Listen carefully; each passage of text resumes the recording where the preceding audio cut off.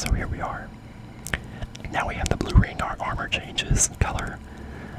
And I always liked the way the blue ring looks in this game. I think it's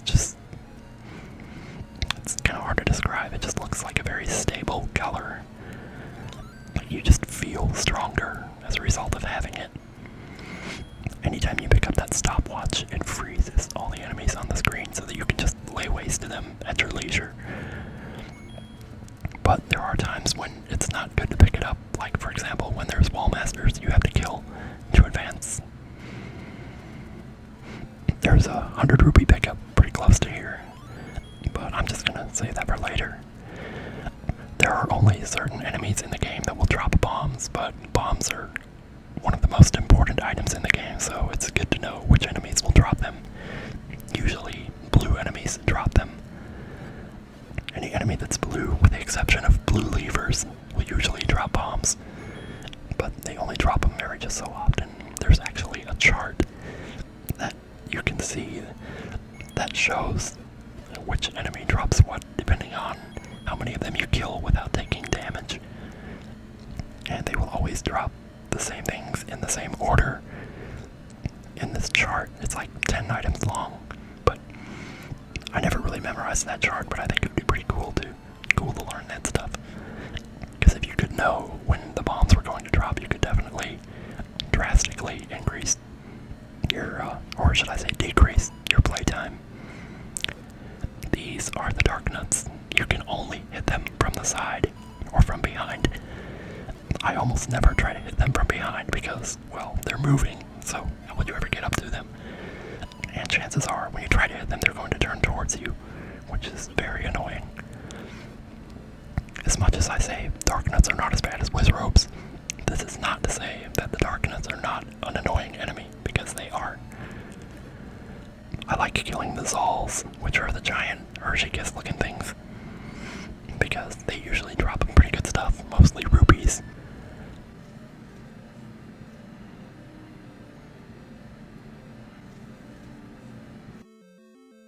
Okay, sorry about that. The washing machine went off in the background. It has like this little song that it plays that goes on for like 45 seconds, and I didn't want that to be in the background of the video, so if the commentary cuts off or seems a little jarring there, then that's why. So sorry about that. Anyway, we just picked up the raft in level 3. The raft will enable us to take off from any docks in the game to go to a special place or a special island or whatever. There's only 2 places in the game where you can use the raft. One is to get to level 4. The other is to get to a heart container. So we will be doing that pretty soon here, but in the meantime, a few more dark nuts to get through before we get to the boss. Now technically, if you wanted to, you could just go up from here and bomb the right wall, and that would take you to the boss as well. But I'm just gonna go ahead and kill these because I want to. Maybe I'm flexing a little bit here, so sue me. What you gonna do about it? Anyway, across the way we go. Guess I'll grab this ruby. You never know, those bubbles that seem to hit you but do no damage. Ooh, oh man, that feels good when that happens.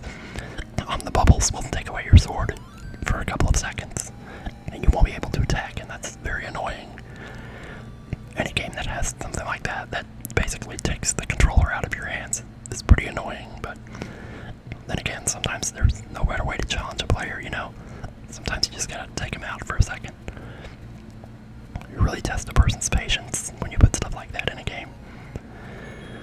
I'm actually playing what they call an idle game that has something like that, where your hero gets frozen for like 5 seconds.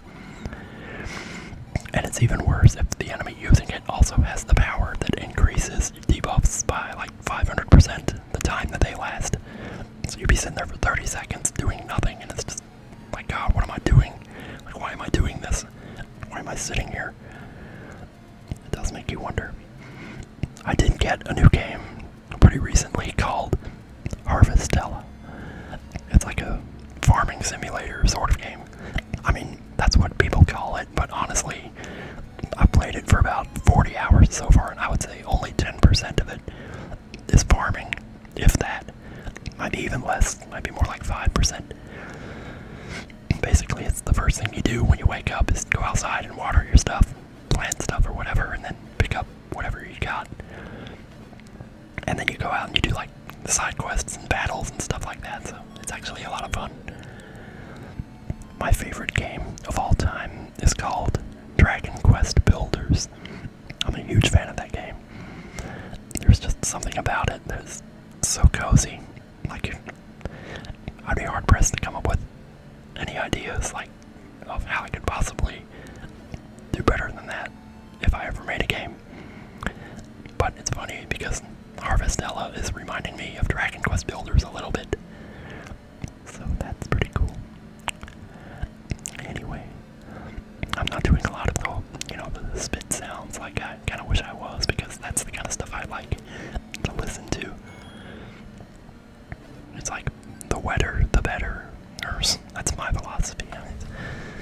Yeah, so I've been watching a lot of Jubilee Whispers.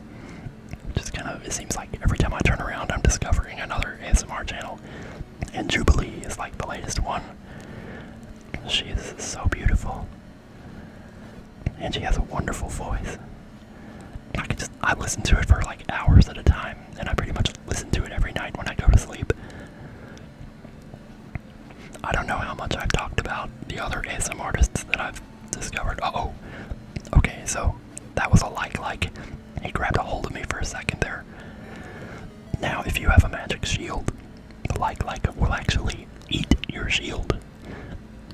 So, fortunately, I didn't have one, so there was nothing to lose there. And sometimes you can take advantage of the likes because as long as you're inside of one, nothing else can hurt you. So, I guess, like, if you had a room full of Wizrobes and likes, maybe you could just get stuck in a like, and only swing your sword when a Wizrobe came by, so that you could kill the Wizrobe. The only problem with that is you would lose your magic shield in the process, and maybe you don't want to do that. Anyway, coming on through here. So, since I didn't mention it already, but you can clearly see this is level 4. This here is the first optional boss in the game. You can fight it if you want, but you don't really have to. You can just bomb out here and take a little shortcut to the end of the level. And that helps. That helps a lot. Save yourself a little bit of trouble there.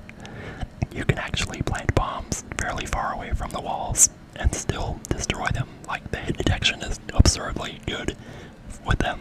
So, you can also kill these guys with bombs and they won't turn into bats. And if they don't turn into bats, they might actually drop something. When you get the Master Sword, you don't have to worry about that, because then you can one-shot them and not have to worry about the bats. And then they'll always drop something, but, it's just something to think about. I don't think it's worth wasting bombs on them, even though they technically can drop more. That's a Gleeok. Oh, shoot. What am I doing? Almost forgot to grab that heart container there. That would have sucked. Once you get up to 5 heart containers, that's when you become eligible for the white sword. And for the Master Sword, you will need 12 of them. So, we're still a little ways away from that. Now, technically, you can get the Master Sword before you go to level 5, because there's 3 more heart containers we can pick up that aren't in dungeons. So, we could do that, but the only problem is the Master Sword is so far out of the way that I don't really see how it's worth it, unless, hypothetically, you did level 6 before level 5. I suppose you could do that, because level 5 doesn't give you anything that you need in level 6. But all you need to beat level 6 is the bow and arrow, so I guess you could do that, technically. But then it's also such a long walk to level 6, whereas if you take the path I'm currently taking, you can just pick up these 3 heart containers all within like a minute of each other. And then level 5 is like right next door by the time you're done. So it makes more sense. Just go ahead and do level 5. The only problem with this is that there are blue dark nuts in level 5, and it's a lot easier to beat them if you have the Master Sword, because they only take 2 hits. This is another 100 rupee grab I'm going to get here.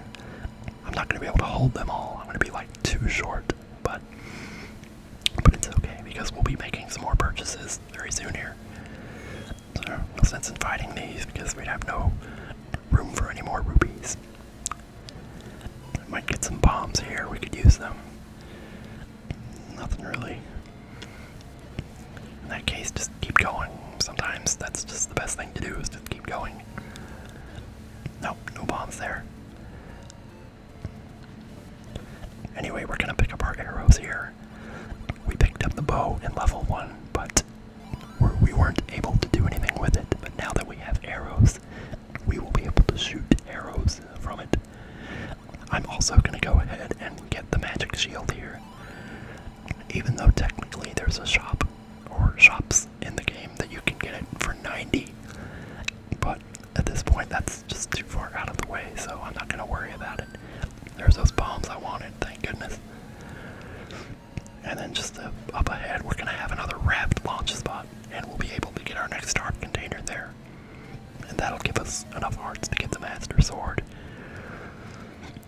So again, you have to make the choice. Do we get the Master Sword now?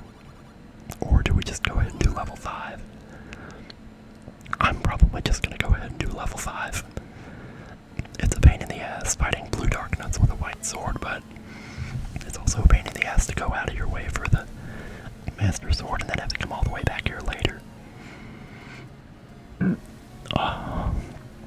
That was another burp. I hope it's not too audible. Audible.com. Hey, maybe someday I can get some sponsors. I don't know. I have no delusions of any such thing happening.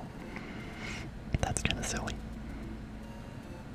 Alright, so level 5 is here. Basically, you'll come to this screen, and no matter which way you go besides left, you'll just repeat. The screen will loop on itself. But if you keep going up, up, and up, eventually you'll get to level 5. I know people probably see this, and think, how was I supposed to know that? But the game does actually tell you, because if you walk into the waterfall, which someone also tells you that you can do that, then there's a hint lady, and you can pay her to get hints. And one of the hints she tells you is go up, up, up the mountain. So, I don't even remember if I figured any of this stuff out myself as a kid. I honestly can't remember. Because I feel like it wouldn't be that hard to figure out, but at the same time, I don't know.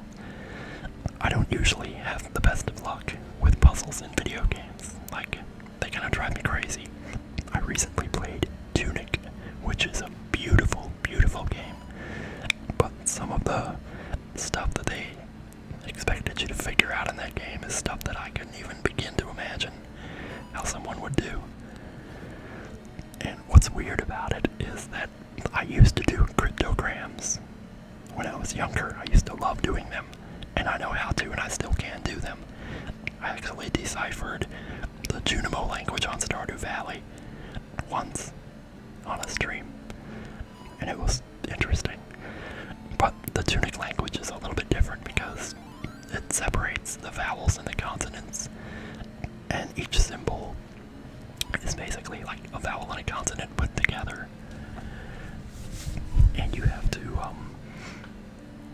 just figure out which one is which just off of the order of them. And I could have done that if I'd understood how the language worked, but I didn't.